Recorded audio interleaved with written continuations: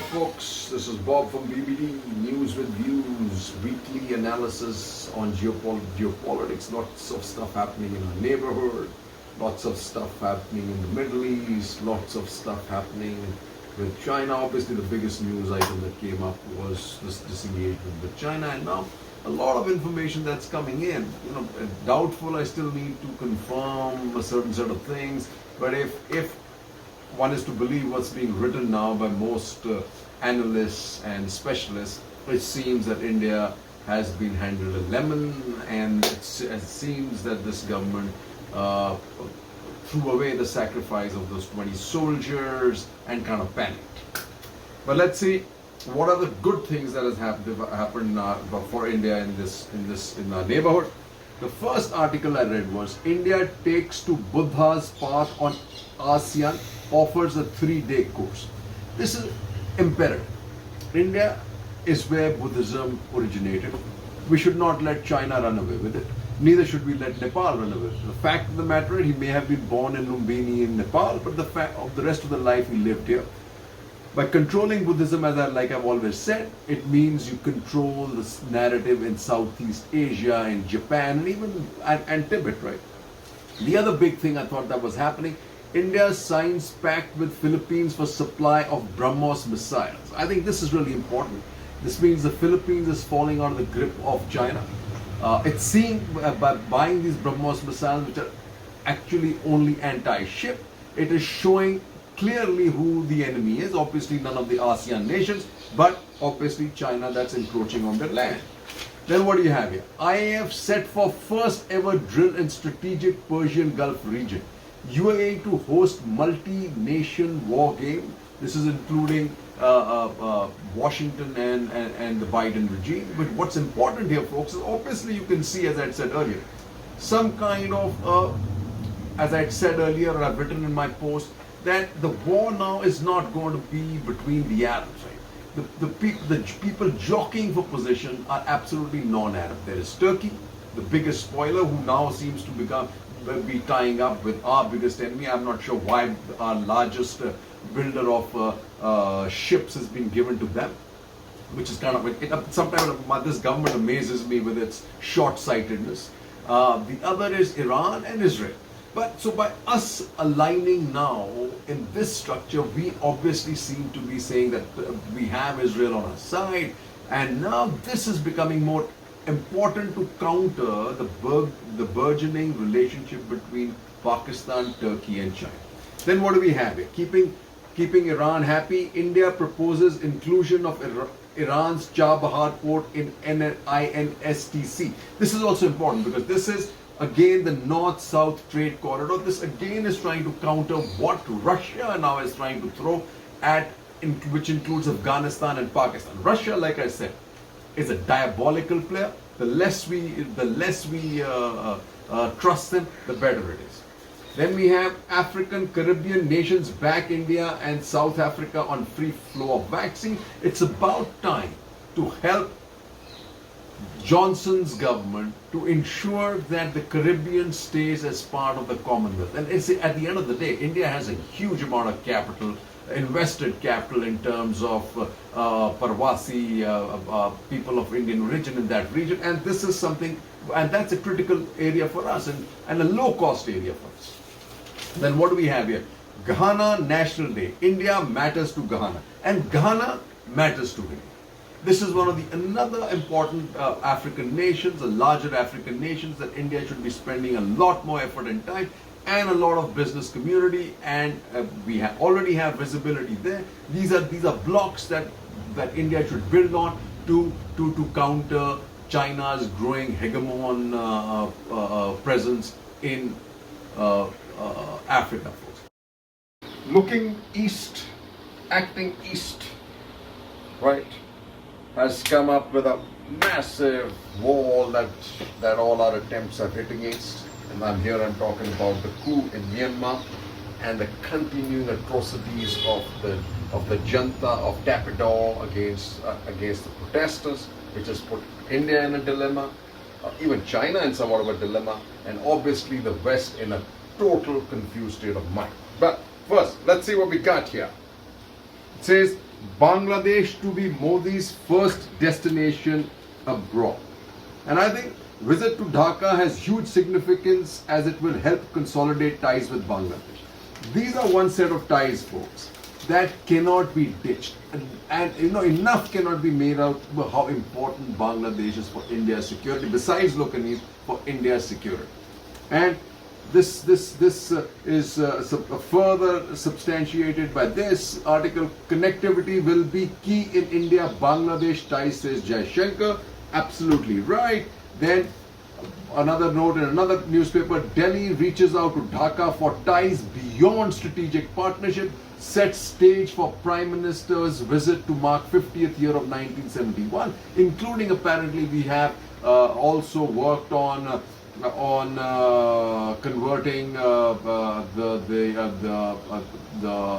High Court judgments into Bangla. But this is where it comes as a question mark and a stop, where good old Amit Shah says BJP has stopped entry of illegal migrants, says Shah in Assam. Now I wonder who he's referring to, and it doesn't take much of a brain to tell you who he's talking about. However, the good part is that because of this relationship with this upcoming visit, I've noted that currently the high volatile, generally highly volatile the campaign that this government undertakes to divide the Hindus and Muslims seems to be kind of avoiding the term Bangladesh for the time being. Let's see how long it lasts. But like I said, that wall that we've hit is beginning to have problems for domestic security too. Here we go. Mizoram on alert amid reports on influx of Myanmar defectors. Village and border area says about 100 people have crossed over in a month. As Myanmar turns violent, India has adopted a two-track approach, but the problem is essentially going to be here, right? If we get just like in the war between the civil unrest in East Pakistan, which led to a whole bunch of refugees coming to our side. If there's a huge amount of civil unrest in Myanmar, they may be held to pay for India's northeast too. It says 18 killed in Myanmar on bloodiest day of protests against coup, and this has led the rest of the world to say Myanmar coup requires a tougher global response. But the problem with the tougher global response is you fear that they will be forced to jump into bed with good old China. And what do we have here? Anti-Chinese sentiment in Myanmar, and this is what the West should be taking note of, because their primary. Now the question is the primary focus democracy or the primary focus China? Well, tough call. But on our other front, where Oli seems to be having all kinds of problems, but and India doesn't seem to be getting any solace either. Indian farmer shot dead in firing by Nepal cops. They were well within Indian territory, says Skin, right?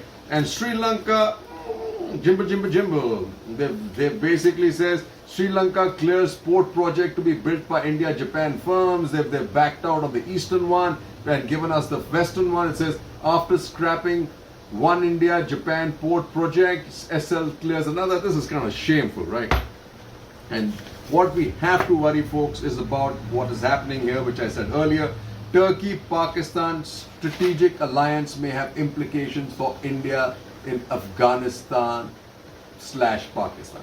Turkey's President Tayyip Erdogan's move have been the focus of a recent article in a leading daily in Saudi Arabia. An article titled Erdogan triggering new alignments to achieve his aims, published in Saudi Gazette, has claimed that Erdogan's moves have thrown up a counterweight, with some Greek analysts calling for an Indo-Greek alliance to balance Turkey-Pakistan ambitions. This is a relationship that we should be looking at really closely, folks. A lot of chatter about what is the reason that China withdrew, right? It's despite the fact that China withdrawal and disengagement has left us actually catching a lemon. But one of the reasons why they even got to this stage was, in my view, first was the Biden administration's commitment to the Quad. More important than that was our control of the strategic heights on the Kailash Hills. The third and supplementary reasons are that their periphery also seems to be in some kind of a flux, and their economy is not as good as it's being made up. But, my worry was that as long as we held on to the Kalashas, this was a situation that India had under control and we had won. But there's a lot of confusion about that. Some people are saying that we've retained the heights. Some people say we've not. If we've not retained the heights, we definitely have come out a loser. Let that be something that everybody should know if we've withdrawn from the Kailash. As rightly said, right? Once they withdraw, the talks are not going to go anywhere, and I said earlier, as talks stall, government links East Ladakh pullback to peace at all friction points. Prolongation of impasse not in interest of any side, says MEA. Let them keep bleating, but I have a feeling the MEA was partially responsible or greatly responsible for getting us out of the Kailash Heights because it was done in Russia. And here we have, look at it. The reason for Ladakh is something you need to know. And you've got to keep going back to the palm and five finger. China is not going to give in, folks. Even if they walk back, they're still going to go after Ladakh and still go after Arunachal Pradesh. Mark my words. No. What is it? Line of actual control in Ladakh is not a diversionary tactic to deflect attention from COVID-19 pandemic, but an effort to get a toehold in Ladakh to strengthen the China-Pakistan economic corridor. Corroborating that further, another article by Sutirtho Parthornopoulos, China plans to help build a passageway between Tibet and South Asia. And then Jayawardene writes, disengagement will not lead to friendship for sure. He says, India involving a lieutenant general and diplomat for the first time in the negotiation should ensure its territorial and sovereignty interests are not compromised. India-China relationship will no longer be the same, and India will have to exclude China from vital sectors of its economy and development. Well, folks, if they've withdrawn from the Kailashas, we are in deep trouble. Because look at what? Peace is not on their mind. China hikes defense budget to 209 billion, a 6-point increase. Then somebody else tells you China will continue to seek dominance around India, says Rawat. So we need to keep controlling our major heights, right? And what does Yogesh Gupta write? What after Pagongso disengagement? It's only a tactical move by Beijing. Delhi must not be lulled. Okay. And while that's happening, another front opens. Since Galwan, cyber threats to Indian infrastructure have also escalated. Blackout probe hinted at cyber sabotage, says Maharashtra. Now this is, we got and you had R.K. Singh, the Chief Minister of Power, running around saying, no, it was human error. God damn it, R.K. Singh, grow up. Let's get some gazungas. Folks, it was China. Let's face it. Then he says, CRT in alert grid controllers about Chinese cyber strike in November. Okay, they alerted India, right? Chinese hackers now target Serum Institute and Bharat Biotech. Probe shows cyber attacks behind outage, says Minister. Maharashtra, go after this. This will be becoming a political issue. Let's not this government back out. Mumbai's October power outage, cyber attack versus human error. R.K. Singh, human error. You're wrong. Mumbai's October blackout sabotage by Chinese. A report by US firm. Clearly. And the US firm goes and says, sends a message. China appears to warn India, push too hard and the lights could go out. And what do we say? China, Cyber Eye and India. What's behind it? However, as reported in the China Watching series, the Indian expressed these attempts could be part of a long-term strategy, not something that's small. And finally our guys are saying, China, India demilitarized zone upsets defense officials in India. But large Chinese FDI only in sectors critical for India. Not critical for India, folks. What a kind of a headline for critical. We've got to keep them out of critical area. Same time, we also worry about water. The Brahmaputra is in danger. Delhi and Dhaka must challenge Beijing. Then we have how India played into China's hands on the border dispute. This was absolutely tragic, and we'll talk more about that. But the problem is where it happened. Moscow backs Jaishankar, Wang Yi backed on LAC. The goddamn Ruskies again, folks. Jai Hind.